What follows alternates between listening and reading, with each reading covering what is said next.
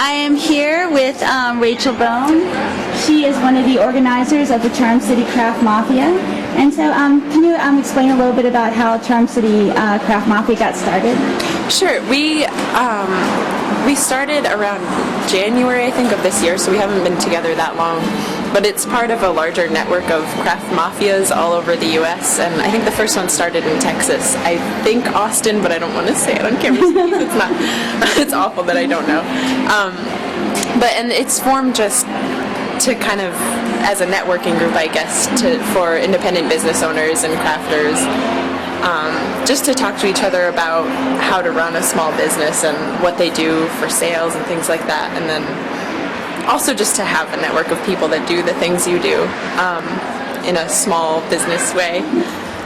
And we formed in January not just to do the Pile of Craft show, but also just for a networking thing, and we wanted to hopefully do some advertising around Baltimore as a group so that when people see the advertising for our website, they can go and get linked to every individual business's website as well. So that's great. And so how was it organizing the Pile of Craft, and how did that all kind of get started? That was one of the first thing we talked about even at our first meeting. And I think just we all got really excited about the idea of a craft show in Baltimore, because there are indie craft shows all over the place, and Baltimore hasn't had that many. There are some in DC. Crafty is one of the biggest, of course, and Renegade in Brooklyn is big. Art Star in Philly, and we just wanted a similar one in Baltimore where we could get people from out of town to come in and get people in Baltimore interested in the indie craft scene, because it's so important to everyone in the group, of course.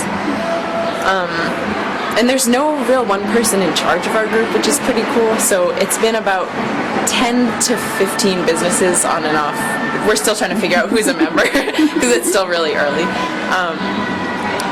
That's great. Do you think that you guys will do Pile of Craft more than once a year?